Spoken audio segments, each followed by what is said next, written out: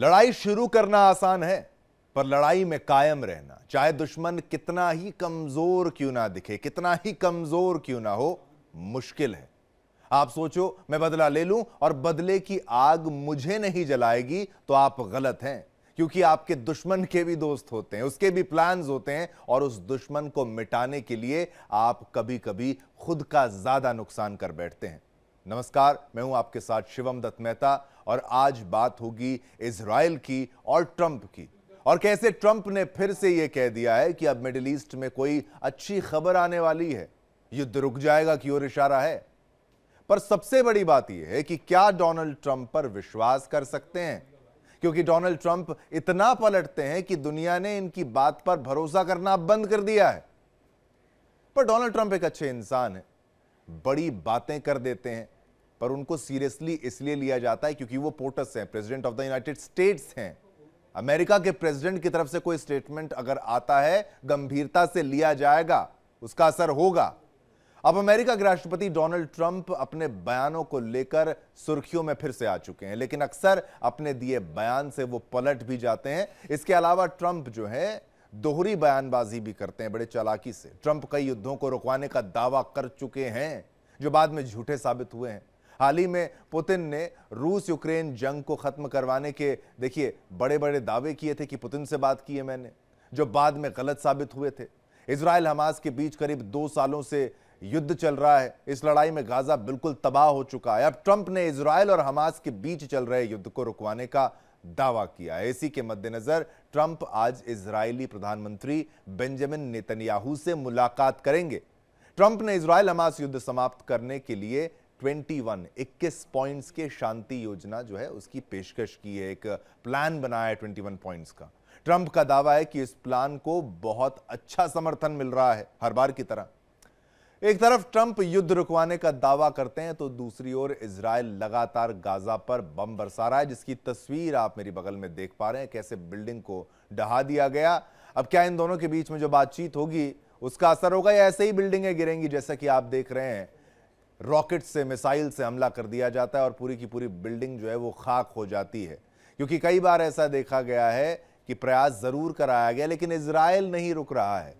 Israel ने इरादा किया है कि मैं पूरा का पूरा गाजा जो है उसको मिट्टी में मिला दूंगा, उसको बर्बाद कर दूंगा। हमास के नाम पर लगातार बमबारी वहां पर हो रही है, लेकिन अंत वहां पर कुछ भी नजर नहीं आ रहा है। चलिए एक्सपर्ट से पूछते हैं, मैं बोलूं उससे ज्यादा बेहतर एक्सपर्ट्स बताएं कि वहां पर हालात क्या है।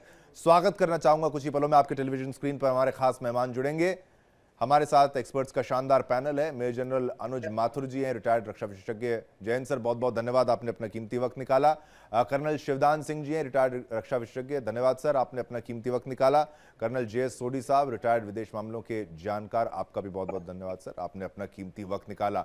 लेकिन 21 सूत्रीय योजना की बात अब कही जा रही है, और हम भी उम्मीद कर रहे हैं, और इजराइल और अमेरिका का जो रिश्ता है वो ऐसा नहीं है कि भाई जैसे भारत और अमेरिका का रिश्ता है, इस तरीके का रिश्ता नहीं है। असर हो सकता है, उम्मीद हम करते हैं हो जाएगा, और कत्लो गैरत रुकेगी, बमबारियां रुकेंगी।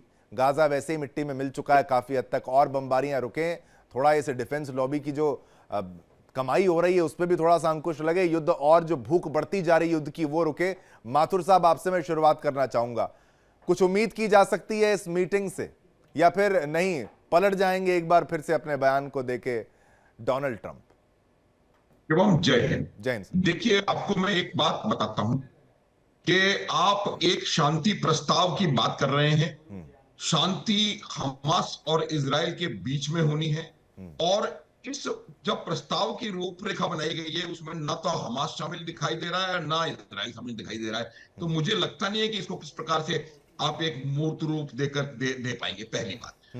दूसरी बात क्या होती है कि जब आप शांति प्रस्ताव की बात करते हैं तो एक चीज बहुत आवश्यक होती है कि आपकी डिजायर्ड एंड स्टेट जो है वो क्या है।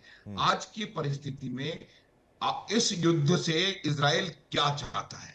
इजराइल का स्टैंड क्लियर है, और इजराइल कहता है कि जब तक वो हमास का, गाजा का नहीं, हमास का पूरी तरह सफाया नहीं कर लेगा, ये युद्ध नहीं रुकेगा। इजराइल के प्रधानमंत्री ने अभी एक स्टेटमेंट दिया है कि एक फिलिस्तीनी राष्ट्र यरूशलेम में बनाना उनकी राजधानी से 1 किलोमीटर दूर, वो 7 अक्टूबर के हमलों के बाद वो लगभग ऐसा है कि 9/11 के बाद आप न्यूयॉर्क में 1 किलोमीटर दूर अल कायदा का राष्ट्र बना दें। तो ये जो बातें हैं बहुत स्ट्रॉन्ग स्टेटमेंट्स हैं, और जब आपकी डिजायर्ड एंड स्टेट इतनी एक्सट्रीम पर है, मुझे लगता नहीं कि कोई सोल्यूशन इसमें काम आ सकता है, पहली बात। दूसरी बात, हमास लगातार ये कहता चला आ रहा है कि हम लोग इसको छोड़ने वाले नहीं हैं। तो ये भी मुझे लगता है, हालांकि मैंने वो पूरा आपका 21 पॉइंट्स उसको डिटेल में एनालाइज किया है, और कई चीजें ऐसी हैं जिनको नहीं, मैं इसमें बड़ी बड़ी बातें जो है, मैं एक बार फिर से जो मैं पढ़ रहा था कि जो डी रेडिकलाइज उसको कर दिया जाएगा, पूरे जोन को डी रेडिकलाइज उसको कर दिया जाएगा, और साथ ही साथ ये दोनों से बात की जाएगी, उनसे पूछा जाएगा, और आईडीएफ जो है वो हट जाएगी अगर आप वो दोनों अगर वहां पर एग्री करते हैं। मैं फर्स्ट पॉइंट जो है वो यहां पर महत्वपूर्ण है, डी रेडिकलाइज किया जाएगा, टेरर फ्री जोन बनाया जाएगा, पड़ोसियों को कोई खतरा नहीं होगा, और गाजा का रीडेवलपमेंट करेंगे। ये ऐसा लग रहा है कोई बिल्डर बात कर रहा है, गाजा की रीडेवलपमेंट की बात की जा रही है कि भाई वहां पर दोबारा कुछ बना दिया जाए। कुछ ऐड करना चाहें तो प्लीज। हाँ शिवम, वही मैं कह रहा हूं कि ट्रंप जो है एक बहुत सिर्फ और सिर्फ बिजनेसमैन है। स्टेट्समैनशिप उनके अंदर मुझे लगता है इस पारी में तो कहीं नजर नहीं आ रही है। उनको ये मालूम नहीं है, वो सिर्फ अमेरिका को पैसे से कैसे फायदा हो सकता है, सिर्फ वही चीज देखते हैं। मेरा एक चीज मैं आपको बताना चाहता हूं। देखिए, जब वो कहते हैं कि हमास पूरी तरह से उससे बाहर रखा जाएगा, जो भी उनका इंफ्रास्ट्रक्चर है, जो टनल्स बनाए हुए हैं, जो भी उन्होंने डिफेंस के लिए तैयार किया हुआ है, वो उसको पूरी तरह से ध्वस्त किया जाएगा, और उसके अलावा टोटल डिसआर्मामेंट हमास का होगा।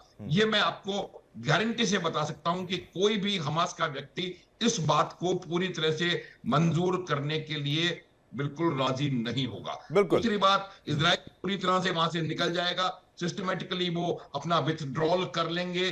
उसके बाद वहां पर एक यूनाइटेड नेशंस के अंडर में या किसी और ऐसी फिलिस्तीनी राज्य बनाया जाएगा। ये एक्चुअली ये यूटोपिया लगता है थोड़ा सा, ये धरातल पर हो पाएगा नहीं हो पाएगा, लेकिन ठीक है।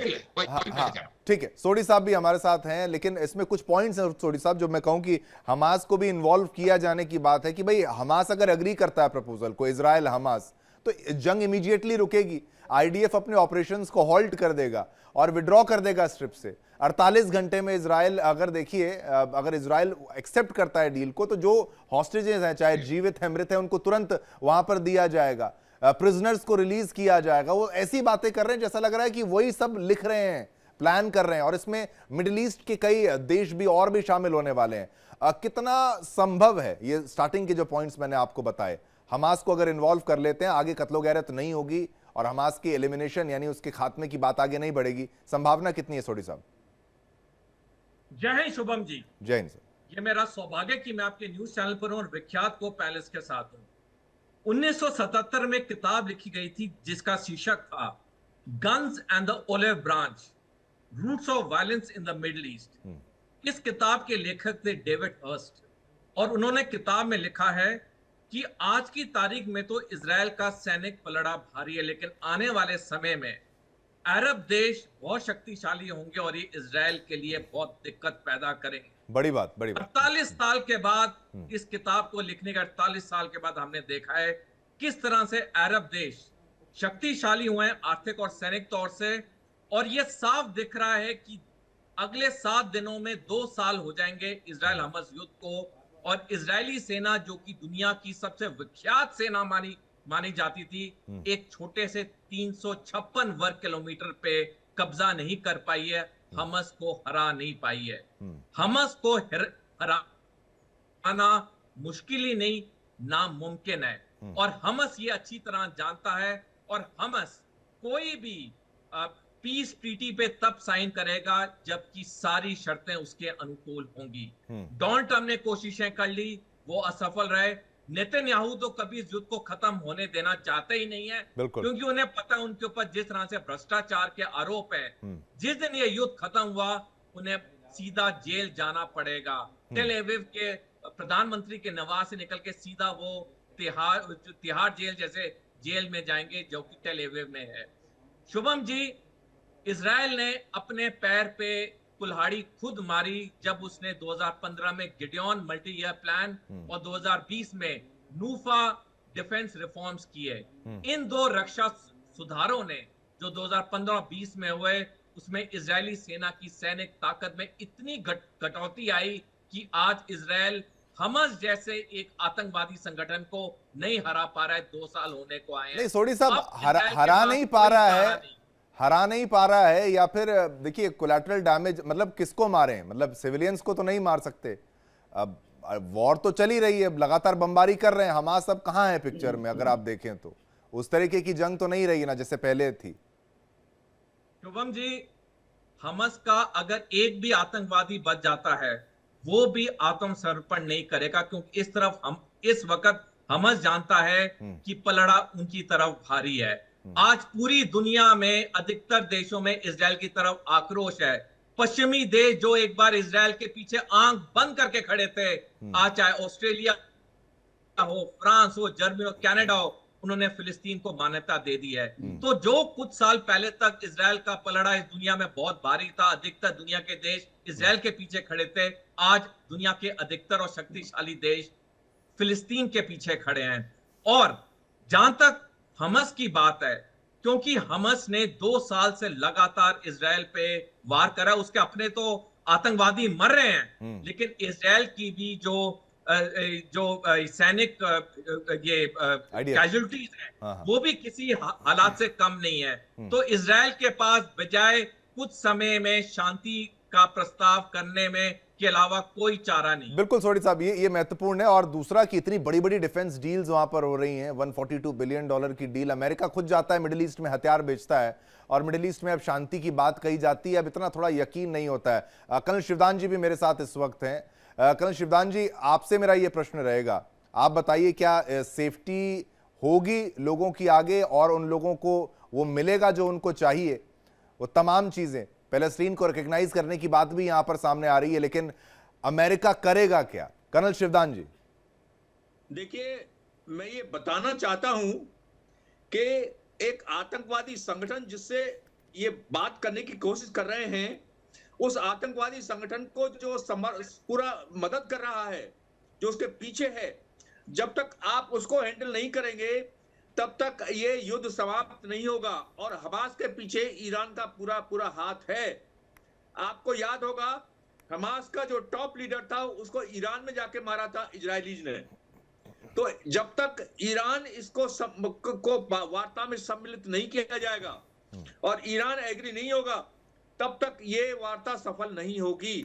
और आतंकवादी संगठन का कोई फ्रंट नहीं होता है कि जिस तरह से सेनाएं आमने सामने, जैसे भारत पाकिस्तान की सेना आमने सामने है, ये आतंकवादी संगठन जिस प्रकार से पाकिस्तान आतंकवादी संगठनों को कश्मीर में भेज रहा है। मतलब शिवदान जी, आपकी बात में ये है, आपकी बात में कि ईरान को इग्नोर कर दिया गया है क्या? यस, ईरान के साथ इसको बातचीत को यदि हमास पर लगाम लगानी है तो इसमें ईरान को शामिल करना पड़ेगा। यदि ईरान एग्री करेगा तभी हमास पर लगाम लग पाएगी और शांति होगी। अन्यथा मानवता का जो विनाश हुआ है गाजा में, गाजा को एक प्रकार से बराबर कर दिया गया, जमीन के साथ मिला दिया गया है। गाजा में जो मानवता जो थी नजर आती थी, वो सब समाप्त कर दी गई है। तो जब तक ये इसको ईरान को शामिल नहीं किया जाएगा, तब तक के गाजा का विनाश इसी तरह चलता रहेगा। और गाजा को दोबारा इस स्थिति में लाने के लिए कम से कम अगले 30-40 साल और लगेंगे। तो इसलिए यदि हमें शांति स्थापित करनी है तो ईरान को इसमें सम्मिलित करना पड़ेगा इन बातचीत में। बिल्कुल ठीक है, ईरान को इसमें सम्मिलित करना पड़ेगा, ये बड़ी बात है। ये थोड़ा सा शिया सुन्नी की ओर भी जाता हुआ मुझे नजर आ रहा है, मिडिल ईस्ट में किसका वर्चस्व, किसकी पावर रहेगी। लेकिन और पॉइंट्स जो है वो भी मैं बताता जाऊं। माथुर साहब भी मेरे साथ हैं। माथुर साहब, देखिए, गाजा एडमिनिस्टर होगा टेम्पररी ट्रांजिशनल गवर्नमेंट के द्वारा, पैलेस्टीन में जो पैलेस्टीनियन टेक्नोक्रेट्स के द्वारा, जो वहां per day to day services को ध्यान रखेंगे। एक कमिटी बनाई जाएगी जो इंटरनेशनल बॉडी जिसको देखेगी, जिसमें यूएस होगा और कंसल्टेशन होगी अरब और यूरोपियन पार्टनर्स की, और फंडिंग की फ्रेमवर्क, रीडेवलपमेंट गाजा कैसे होगा, पैलेस्टीनियन अथॉरिटी के पास रिफॉर्म प्रोग्राम होगा। यानी पैलेस्टाइन पैलेस्टाइन पैलेस्टाइन कर तो रहे हैं, लेकिन जब रिकॉग्नाइज करना होता है तो अमेरिका रिकॉग्नाइज नहीं करता है, और अब करेगा वो। ये आपको लग रहा है ये वाली बातें हैं, या फिर होगा, ऐसा हो सकता है? नहीं, मेरा भी अभी शिवम, मेरा ये मानना है कि अमेरिका फलस्तीन को रिकॉग्नाइज, हालांकि उनके विचारधारा में थोड़ा सा शिफ्ट नजर आया है और शिफ्ट मैं बताता हूं क्या है कि अब जो जो वो कह रहे हैं कि गाजा के जो निवासी हैं वो वहीं रह सकते हैं। 2-3 महीने पहले वो कह रहे थे कि मैं पूरे 20 लाख लोगों को वहां से विस्थापित करके और दूसरे देशों में बसा दूंगा, ये कर दूंगा, वो कर दूंगा। तो एक बात मैं ये कहना चाहता हूं कि जो ट्रंप का जो जो सोच विचार है वो मुझे नहीं लगता कि कहीं ना कहीं भी वो क्लियर है। उन्होंने अभी भी फिलिस्तीन को माथुर साहब, मान्यता आप देने की ऐड बात करिएगा, आप ऐड करिएगा। ये ट्रंप को समझना, इसकी साइकोलॉजी समझना बहुत जरूरी है। क्या जानबूझकर ये इस तरीके से बयान देते हैं कि उलझाते हैं? ये एक ट्रिक है क्या, या फिर कुछ और है? इतने बड़े देश के राष्ट्रपति अगर आप होते हैं, शक्तिशाली, तो फिर आप पर आरोप लगाएंगे कि भाई आप ठीक तो सोच रहे हैं, या फिर कोई बहुत चालाकी भरा प्लान होता है इनके मन में हर बार? शिवम, क्या है कि इस डोनाल्ड ट्रंप को मेरे को लगता है कि इनके जो एडवाइजर्स हैं वो खुद बहुत ज्यादा इल एडवाइज्ड हैं। आप देखें, थोड़ा सा 2 सेकंड में मैं आपको बताने की कोशिश करूंगा कि इनके जो डिक्लेरेशंस हैं, कनाडा 50th स्टेट और 51st state of US, Greenland को मैं ले लूंगा, प्रेसिडेंट गवर्नर ट्रूडो, पनामा को मैं ले लूंगा, अब इसको ले, गल्फ ऑफ मैक्सिको को गल्फ ऑफ यूएसए बोलेंगे, मैक्सिको को बर्बाद कर देंगे, वेनेजुएला में ये कर देंगे, गाजा में ये कर देंगे, उनसे 24 घंटे में यूक्रेन की वॉर रुकवा देंगे, भारत पाकिस्तान की लड़ाई मैंने रुकवाई, थाईलैंड कंबोडिया में मैंने। क्या बात है! तो इसका क्या मेरा मानना ये है, देखिए ट्रंप का ये, इसको अगर हम ये समझने की कोशिश कर रहे हैं कि ट्रंप को समझ में नहीं आ रहा है और वो गलती, ट्रंप का एकमात्र मकसद, शिवम मैं आपको बता सकता हूं गारंटी के साथ, बिल्कुल, कि एकमात्र मकसद किसी भी प्रकार से अमेरिका के लिए पैसा इकट्ठा करना, मांगा, चाहे उसके लिए उनको कुछ भी करना पड़ जाए। भारत के ऊपर जो टैरिफ्स हो रहे हैं वो तमाम इस बात के ऊपर आधारित हैं, उसके बारे में बात नहीं कर रहा हूं मैं, I don't want to digress, लेकिन वो उसका एकमात्र मकसद ये है कि हमसे तेल खरीदो, हमसे सब खरीदो, हमारे लिए दवाइयां हमारे देश में आकर के बनाओ। तो ये मेरा मानना है कि हर काम, हर स्टेप आपने ठीक कहा। में, हाँ, तो मेरा एक मिनट, और यूक्रेन में उन्होंने करके पूरे यूरोप के हर देश की जो डिफेंस एक्सपेंडिचर है वो 2 से 3% ऑफ जीडीपी ऊपर चला गया है। तमाम पैसा अमेरिका के पास जा रहा है। जो डील हुई है पाकिस्तान और सऊदी अरब के बीच में, उसमें क्या सऊदी अरब पैसा देगा, हथियार अमेरिका से आएंगे। हर चीज में ट्रंप साहब को सिर्फ बिजनेस नजर आता है। 142 बिलियन का डील हुआ है, 142 बिलियन डॉलर का डिफेंस डील तो बहुत ज्यादा बड़ा होता है। आप क्या मैं और बताता हूं आपको, देखिए कि कोई इनका जो हिसाब, जो सिस्टम है, कोई कंसिस्टेंसी इनकी पॉलिसीज में नजर नहीं आ रही है। ईरान के ऊपर आप बीट बॉम्बर्स से हमला कर देते हैं, आपका तुर्की में कुछ और स्टैंड है, सीरिया में जाकर के आप 10 करोड़ के नामी आतंकवादी को वहां का।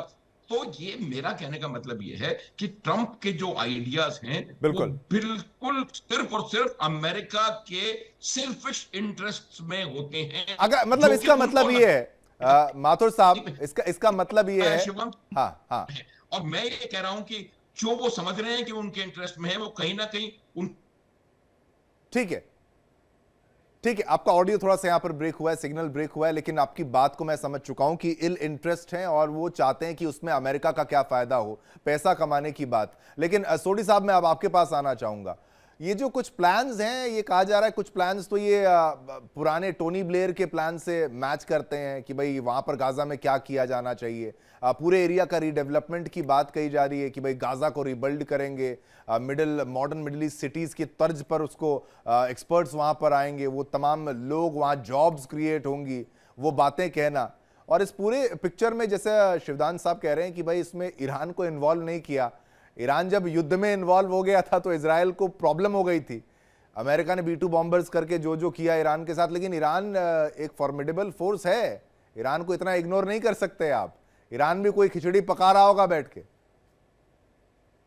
शुभम जी, देखिए, अमेरिका और इजराइल ईरान को किसी भी फिलिस्तीन के इशू में औपचारिक तौर से इन्वॉल्व नहीं करेंगे। हालांकि मैं कर्नल शिवदान सर की बात से बिल्कुल सहमत हूं कि ईरान सबसे बड़ी शक्ति है मिडिल ईस्ट में आज की तारीख में। जिस तरह से जून में ईरान ने इजराइल की राजधानी टेल अवीव को 1/3 बर्बाद कर दिया और इजराइल के पास कोई चारा नहीं बचा, बजाय अमेरिका के पास भाग के जाए। और फिर जो सारी हमने ड्रामा देखा किस तरह हुआ, लेकिन ना इजराइल ना अमेरिका औपचारिक तौर से ईरान को किसी भी फिलिस्तीन के बात में इन्वॉल्व करेंगे।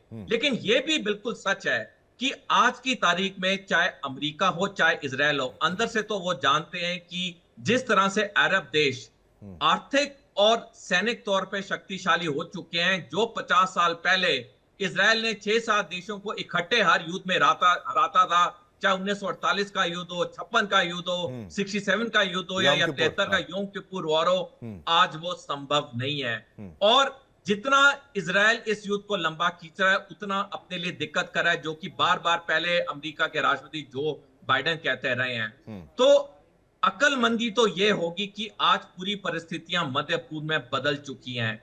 आज मध्य पूर्व में रूस और चीन पूरी तरह से अरब देशों के साथ खड़े हैं। आज अमेरिका और इजराइल उतने शक्तिशाली मध्य पूर्व में नहीं रहे जितने वो 11 दिसंबर 2011 से पहले थे, क्योंकि 11 दिसंबर 2011 को बैरक ओबामा ने पिवट टू एशिया पॉलिसी का ऐलान किया था, जिसके तहत मध्य पूर्व में अधिकतर अमेरिकी सैनिकों को इंडो पैसिफिक भेजा गया चीन के विस्तारवाद को रोकने के लिए। जो मध्य पूर्व में वैक्यूम क्रिएट हुआ, उसका भरपूर फायदा उठाया रूस और चीन ने, और जिसका खामियाजा आज अमेरिका भी भुगत रहा है और इजराइल भी भुगत रहा है। आपने बिल्कुल सही कहा शुभम जी, ये जितने प्लान आ रहे हैं, ये पिछले 30-40 साल के अगर हम प्लान्स को एनालाइज करें, सारे वही हैं, बस रिसाइकल होके थोड़े शब्द यहां बदले जाते हैं, थोड़े वाक्य वहां बदले जाते हैं। नहीं तो सोडी साहब, एडवाइजर्स जैसे कह रहे हैं कि इल एडवाइज्ड हैं, मतलब जैसा कि माथुर साहब ने कहा, उतना वो अच्छी एडवाइस नहीं दे रहे। ट्रंप को थोड़ा सा समझना भी जरूरी है यहाँ पर, और ईरान को इन्वॉल्व नहीं कर रहे। हमास को तो बोल दिया कि हमास गलती से भी कुछ नहीं करेगा वहां पर। पैलेस्टाइन जो है टेक्नोक्रेट्स हैं, वो लोग यहाँ पर आएंगे। हमास की जीरो इन्वॉल्वमेंट यहाँ पर होने वाली है। टनल्स खत्म, ये सब खत्म। ये तो वो कह रहे हैं कि भाई हमास आओ, कूदो और मर जाओ, सुसाइड कर लो। हाँ, वो कहेंगे हाँ हम कुर्बान होने को तैयार हैं। और ईरान, ट्रिपल एच कौन चलाता है? हमास, हुती, हिजबुल्लाह, तो ईरान का सपोर्ट है। अब ईरान को आप दूर कर रहे हो तो ईरान कुछ तो करेगा।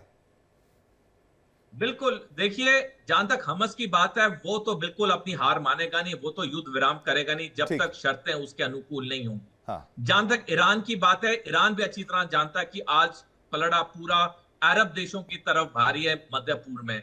तो ईरान भी तब तक हमस को नहीं बोलेगा युद्ध विराम के लिए जब तक ये शांति की संधि की जो शर्तें हैं वो हमस के अनुकूल होंगी। तो ये पूरा जो ये कॉम्प्लिकेटेड सिचुएशन है, ये तभी हल होगी जब अमेरिका और इजराइल मानेंगे कि आज वो ताकतवर नहीं रहे मध्य पूर्व में, और अगर वो शांति चाहते हैं तो उन्हें 2 स्टेट सोल्यूशन के लिए हामी भरनी होगी। आज भरे, कल भरे, 10 साल बाद भरे, वो उन्हें एक ना एक दिन मानना होगा ही, मानना पड़ेगा। बिल्कुल ये बात है। लेकिन कर्नल शिवदान जी के पास भी मैं जाना चाहूंगा। कर्नल शिवदान जी, एक और इसमें एंगल है, जितने पॉइंट्स आप पढ़ेंगे बड़े रोचक हैं, ये बड़े इंटरेस्टिंग है। यूएस, अरब और बाकी इंटरनेशनल पार्टनर्स के साथ एक टेम्पररी इंटरनेशनल स्टेबलाइजेशन फोर्स है, स्टेबिलिटी के लिए वहां पर फोर्स को इमीडिएटली डिप्लॉय करेगा गाजा में। वो सिक्योरिटी देखेंगे, जिसमें पैलेस्टीनियन पुलिस उनकी फोर्स जो है मदद करेगी। ऐसा लग रहा है किसी फिल्म की स्क्रिप्ट लिखी जा रही है जो अभी तैयार नहीं है, उसकी शूटिंग होने वाली है। इजराइल ऑक्यूपाई गाजा को नहीं करेगा, इजराइल को भी धीरे धीरे बेटा आप साइड हो जाओ। आईडीएफ भी नहीं आएगा, आईडीएफ टेरिटरी हैंड ओवर कर देगी जिसने उसको ऑक्यूपाई किया है स्ट्रिप में। ये किसके लिए कर रहे हैं? डोनाल्ड ट्रंप का समझ नहीं आता। देखिए, जिस तरह का प्रस्ताव डोनाल्ड ट्रंप साहब ने दिया है वो प्रैक्टिकल नहीं है। मैं जनरल साहब की बात से एग्री करता हूं कि डोनाल्ड ट्रंप कभी भी कोई ऐसी बातें नहीं कर रहे हैं कि जैसे महाशक्ति के राष्ट्रपति होने के नाते उन्हें विश्व में ऐसी बात करनी चाहिए कि जिससे एक परमानेंट जो एक इस मार्क छोड़े जो बात। मगर इस वक्त उन्होंने ना तो कोई प्रॉपर किसी देश को इन्वॉल्व किया है शांति वार्ता में, और ना जिस तरह की शक्ति। शिवदान जी, वो कह रहे हैं आईडीएफ को हटा के अपनी फोर्स रख देंगे। वहां पर अपनी फोर्स लगाने का उनका उद्देश्य यही है कि इस बहाने इस क्षेत्र में अपना प्रभुत्व स्थापित करना। ठीक है इस क्षेत्र में। हाँ, बस 10 सेकंड से बोलिए। जिस तरह कतर में उन्होंने अपना बेस बना रखा है, ठीक है, उसी प्रकार से इस क्षेत्र में अपना बेस बना करके बिल्कुल बिल्कुल उधर बिल्कुल, प्रभात ये साहब करने का प्रयास करेंगे। समय इतना ही था। शिवदान जी, माथुर साहब, सोढी साहब, आप तीनों का बहुत बहुत धन्यवाद। पुरजोर तरीके से, बड़े अच्छे से आप तीनों ने एक्सप्लेन किया इस पूरे मामले को। लेकिन क्या होगा, क्या बात से कुछ निकलेगा इंडिया दिल्ली पर, हम आपको विस्तार से पूरे प्लान को भी समझाएंगे। जो निष्कर्ष है सबसे पहले आपको ब्रेक करके इंडिया दिल्ली पर देखने को मिलेगा।